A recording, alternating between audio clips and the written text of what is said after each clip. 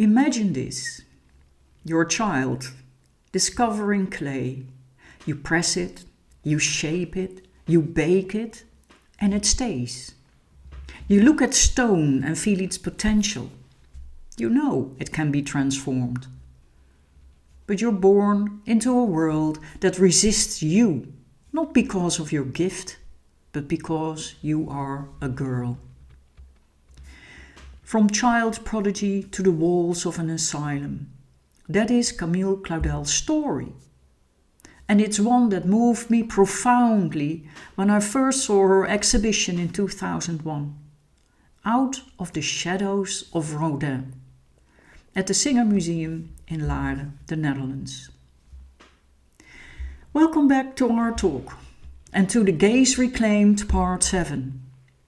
Today we turn our gaze to Camille Claudel, sculptor, visionary, and one of the most extraordinary women in the history of art. I remember standing before her works, her bronze and marble sculptures turned into intimacy. Her sculptures breathe. In her hands, sculpture becomes alive, sensual, deeply human, emotional. And yet, history reduced her. Rodin's lover, the madwoman who wasted away in the asylum. Romanticized, distorted, diminished. But that is not the story we reclaim today. Claudel was a force of nature. Her gaze deserves to stand in its own right. Camille Claudel was born in 1864.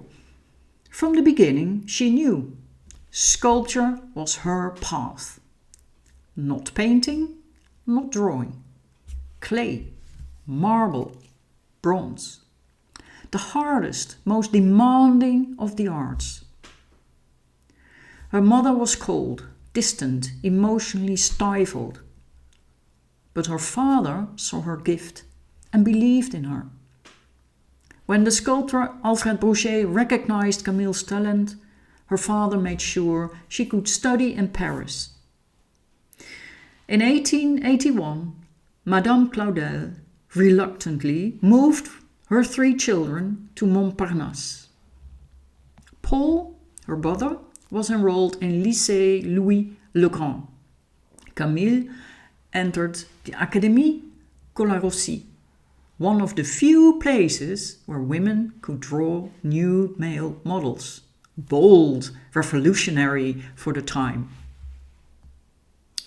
Camille studied under Alfred Brochet, alongside 3 British women, among them Lizzie Lipscomb.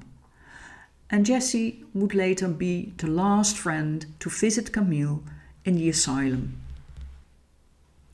Camille carved her way into the ateliers, refusing to be confined by convention. She was bold, uncompromising, brilliant. And when Brochet left for Italy, his place was taken by Auguste Rodin. And from that moment, her story changed. Rodin recognized her genius immediately. He saw not only a student, but a rival. Journalist Gustave Morhard recalled, Rodin trusted her with modeling the hands and feet of many of his figures. He consults her about everything. He deliberates each decision with her, and only after they are in agreement does he proceed. Rodin praised her, promoted her. Of the bust she made of him, he declared, "This is the finest sculpture had since Donatello." He even fought for her replacement at the Salon, saying, "It is my duty to defend the interest of a young artist whose real talent rightly deserves the greatest solicitude." And yet, though he saw her brilliance and had a relationship with her, he never ended his relationship with Rose Buret. Camille became his collaborator, his lover, his muse, and his rival. The art world, of course, could not bear a woman to be both. So history wrote her into Rodin's shadow. And it leaves us with the question: what happens to a woman whose genius threatens the master? We find the answer in her works.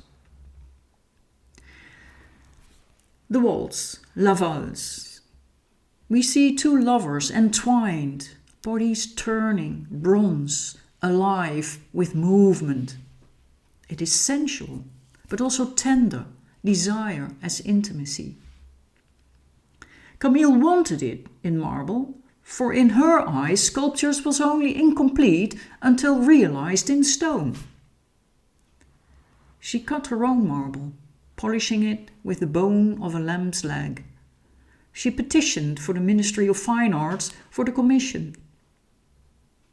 Inspector Armand Daillot praised it, yet he denied it. Why? Because, he wrote, in her group, La Valse, Mademoiselle Claudel presents two people in complete nudity who, in an apparent heaviness of movement which can be explained by the lightness of their clothing, are waltzing and entwined. I want to state that all details of this group represent a virtuoso performance and that Rodin himself could not have studied with more artistic finesse and consciousness the quivering life of muscles and skin. But, for two reasons, this work cannot be accepted as presented to me. First, the realistic and violent accent that emanates from it forbids placing it in a public space, in spite of its unquestionable value. The closeness of the sexual organs is rendered with a surprising sensuality, which is considerably reinforced by the absolute nudity of all the human details.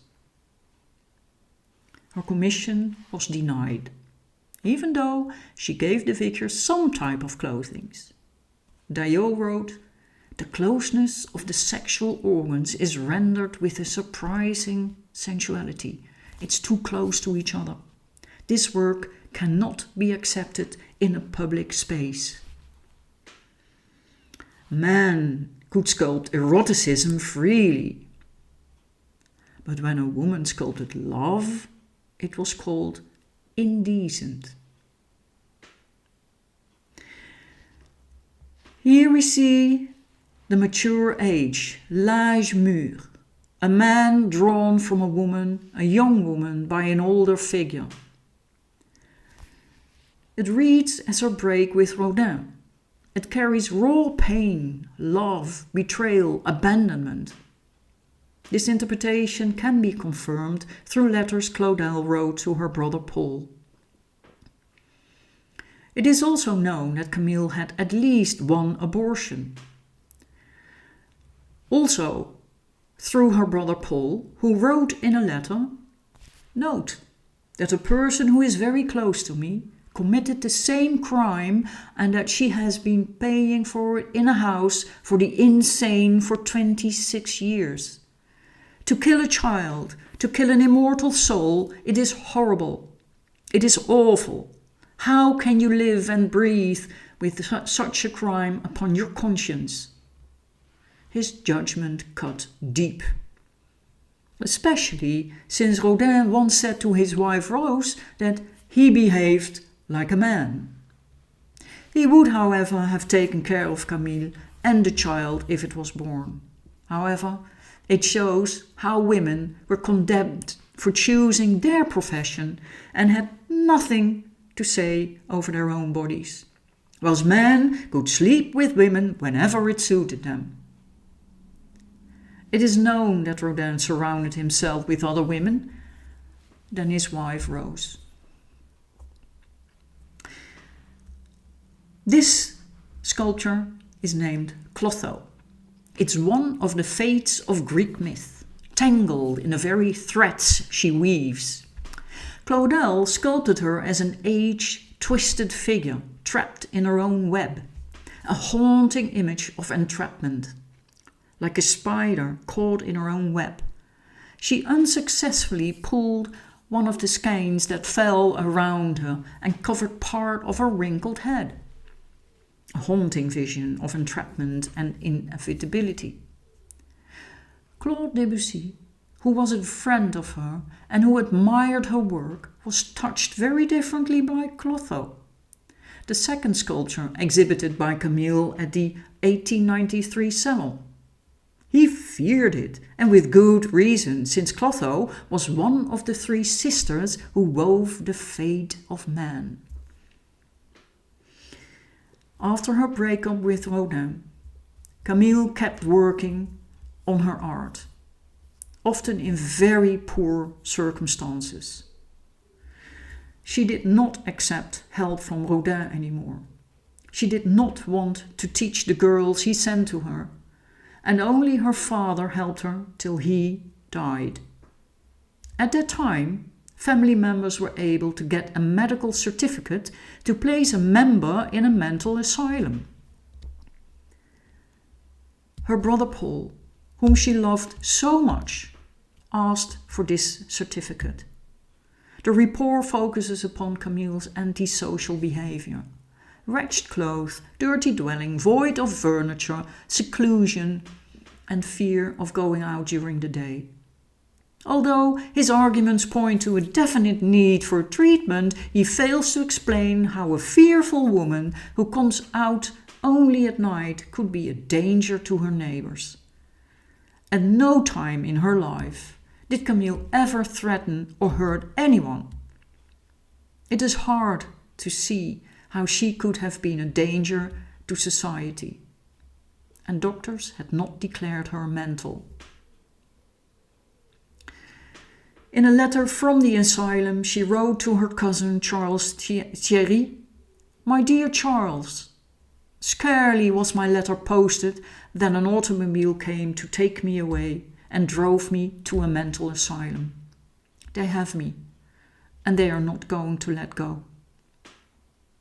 Camille Claudel, the fierce genius, was betrayed. She spent the last 30 years of her life confined. Her family never claimed her body. But the greater confinement was symbolic. The art world looked her away too, erasing her, writing her as a footnote in Rodin's story. And yet, her bronzes and marbles still breathe. Her genius cannot be contained. And today, the museum in Nogent-sur-Seine bears her name, filled with her sculptures. At last, her voice is breaking through. To reclaim Camille Claudel is to do more than correct history. It is to honor how women reshaped art itself against impossible odds. Her works show us intimacy, desire, grief, resilience, not as male fantasy, but as lived truth. She gave form to the female gaze in stone, bronze, and clay.